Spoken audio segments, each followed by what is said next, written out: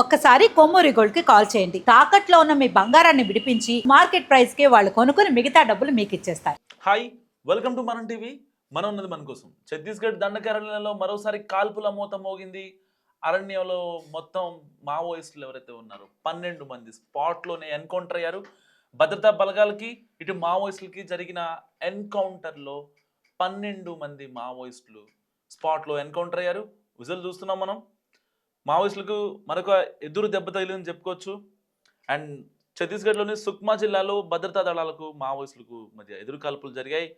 ఈ ఘటనలో 12 మంది మావోయిస్టులు హతమయ్యారు.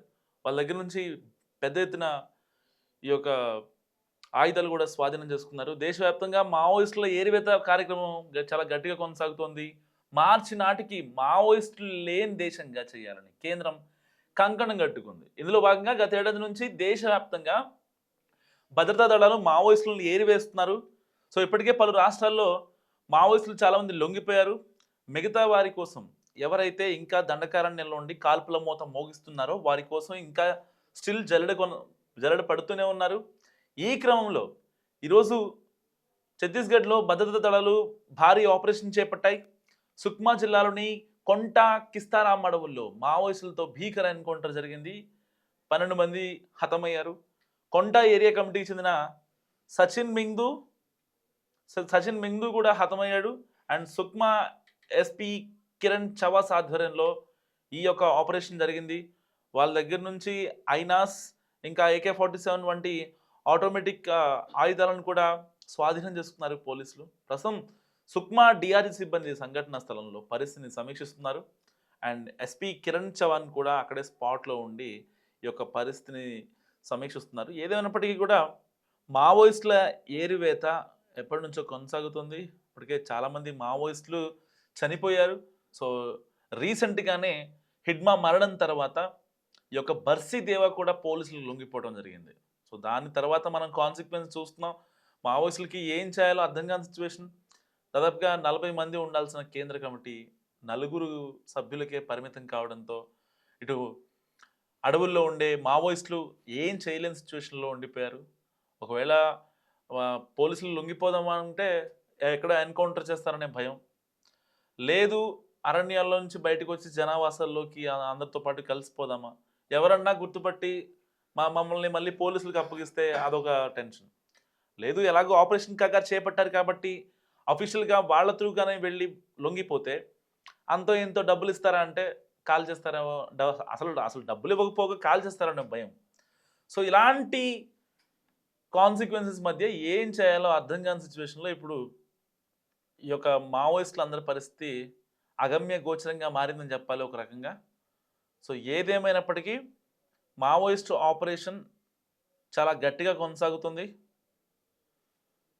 ఎట్టి పరిస్థితిలో సరిగ్గా మార్చి నాటికి 24 ఆగస్టు నుంచి ఈ యొక్క ఆపరేషన్ స్టిల్ కంటిన్యూ అవుతుంది. సో దాదాపుగా 2000 పైచిలుకు మావోయిస్టులు ఇప్పుడు దాకా చనిపోయారు.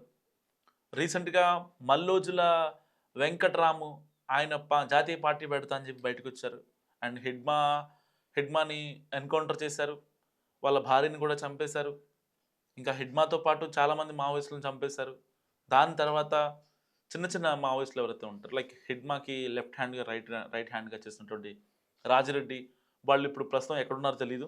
ఎందుకంటే ఆల్రెడీ బర్సిదేవా ఇప్పటికే పోలీసులకి లొంగిపోయాడు కాబట్టి తన దళంతో రాజిరెడ్డి ఎక్కడున్నాడని ఇప్పుడు సస్పెన్స్గా మారింది. సో పోలీసులకి ఎవరైతే ఇన్ఫార్మ్ చేస్తుంటారో ఎక్కడ కూడా హిడ్మా మరణం తర్వాత దాదాపుగా 1 మంత్ అవుతుంది హిడ్మా మరణం అయ్యి. ఈ మధ్యలో రాజిరెడ్డి ఎక్కడున్నాడనే విషయంపై ఎక్కడ కూడా క్లూ లేదు. సరిగ్గా 15 డేస్ బ్యాక్ ఐ థింక్ కేంద్ర కమిటీ ఒక లేఖ రిలీజ్ చేసింది.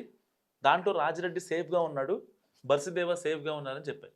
సో 2 డేస్ బ్యాకే బర్సిదేవా ములుగు జిల్లాలోని అడవుల్లో పోలీసులకి లొంగిపోయాడు. సరే ఆయనే వచ్చి లొంగిపోయాడా లేకపోతే పోలీసులు రెడీ హ్యాండ్గా పట్టుకొని, అంటే మోస్ట్ వాంటెడ్ మావోయిస్ట్ కాబట్టి ఎన్కౌంటర్ చేయకుండా తీసుకొచ్చారా, లేకపోతే మానవ హక్కులు డిమాండ్ చేస్తాయని చెప్పి తర్వాత NHRC కమిషన్స్ నోటీసులు ఈ తలకాయ నొప్పులు ఎందుకని చెప్పి వాళ్ళు పోలీసులు కాంప్రమైజ్ అయ్యారో తెలియదు. కానీ బర్సిదేవా మాత్రం ఫైనల్గా లొంగిపోయాడు.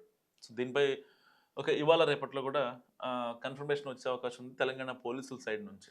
డీజీపీ గారు ప్రెస్ మీట్ పెట్టే అవకాశం ఉంది. సో, మరికొద్ది గంటల్లోనే ఉండొచ్చు. సో, ఏదైనప్పటికీ బర్సీదేవా లొంగిపోయిన తర్వాత కూడా రాజిరెడ్డి అసల లెక్కలోకి రాలేదు పోలీసులకి. కానీ హిడ్మా మరణం తర్వాత వీళ్ళిద్దరిలో ఎవళ్ళో ఒకళ్ళు ఎట్టి పరిస్థితుల్లో కేంద్ర కమిటీ సభ్యుడిగా అయితే మారతారు అని చెప్పి ఈవెన్ గ్రౌండ్ లెవెల్‌లో ఉన్న దండకారణ్యంలో ఉన్న మావోయిస్టులు కావచ్చు, లేకపోతే కేంద్ర కమిటీలో సభ్యులు కావచ్చు, ఇలాంటి వాళ్ళందరూ అనుకున్నారు. ఎట్టి పరిస్థితుల్లో మావోయిస్టులని అంతం చేయాలని ఆపరేషన్ కగారు చాలా గట్టిగా ప్లాన్ చేస్తుంది. సో, ఇటు గడ్చిరోలి కావచ్చు, ఇంకా సుక్మా జిల్లాలో కావచ్చు, ఆ యొక్క గొల్లపల్లి ఫారెస్ట్ ఏరియా కావచ్చు, ఏదైతే మావోయిస్టులకి ఫెమిలియర్‌గా ఉన్న ప్రాంతాలు ఉంటాయో ఛత్తీస్‌గఢ్, ఇటు మారేడుమిల్లి, ఏలూరు, ఇంకా ఏఓబీ ఏరియా, ఇటు తెలంగాణ ఛత్తీస్‌గఢ్ బోర్డర్ కావచ్చు, ఆంధ్ర ఛత్తీస్‌గఢ్ బోర్డర్ కావచ్చు. సో, ఇవన్నిట్లలో జల్లెడ పడుతున్నారు అడవుల్ని. హిడ్మా మరణం తర్వాత ఆదివాసీలతో చాలా గట్టిగా ఇంటరాక్ట్ అవుతున్నారు పోలీసులు కూడా. డిఆర్జీ వాళ్ళు కావచ్చు, ఇంకా ఈ ఆక్టోపస్ గ్రే హౌండ్స్ వాళ్ళు కావచ్చు, ఆదివాసీలతో ఎక్కువ కమ్యూనికేషన్ పెంచుకొని ఎలాగైనా సరే మావోయిస్టులు జాడ తెలుసుకోవాలి. వాళ్ళకి ఎవరైతే ఆయుధాలు సప్లై చేస్తున్నారో, ఇంతకుముందు కూడా ఆయుధాలు సప్లై చేసే వాళ్ళని ఆదివాసీలు చెప్పేటోళ్ళు కాదు. ఇప్పుడు ఈ వరుస ఎన్కౌంటర్లు జరుగుతున్నాయి కదా. సో, అడవుల్లో కాల్పుల మోత మోగుతున్న తరుణంలో వీళ్ళు కూడా ఎట్టి పరిస్థితుల్లో అంటే ఈ వీళ్ళందరూ పోతే మాది బాగుపడద్దా అని వీళ్ళకుంటే కార్పొరేట్ కంపెనీలు వస్తాయనే భయం ఒకవైపు ఉంది. సరే, మావోయిస్టులని చంపేస్తారా లేకపోతే సరెండర్ అవుతారా ఇవన్నీ పక్కన పెట్టుకుంటే వాళ్ళు చనిపోతున్న బ్యాక్ టు బ్యాకే అడవులను మొత్తం గొల్లు చేస్తున్నారు. కేవలం ఆపరేషన్ కగారు మావోయిస్టుల కోసం పెట్టారా అంటే ఎక్కడైతే మెయిన్ మావోయిస్టుల నేతల్ని అగ్రనేతలను చంపేస్తున్నారో అక్కడ మొత్తం మైనింగ్ స్టార్ట్ అయిపోతుంది. అంటే దీనివల్ల నిజంగా అంటే ప్రజల్లోకి ఒక బ్యాడ్ రీఫార్మ్ చాలా వేగంగా స్ప్రెడ్ అవుతుంది.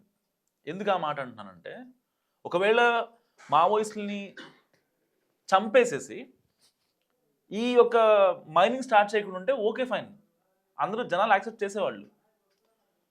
కానీ మనం సోషల్ మీడియా ఓపెన్ చేస్తే మావోయిస్టుల గురించి మనం కొన్ని వార్తలు వింటూ ఉంటాం కదా.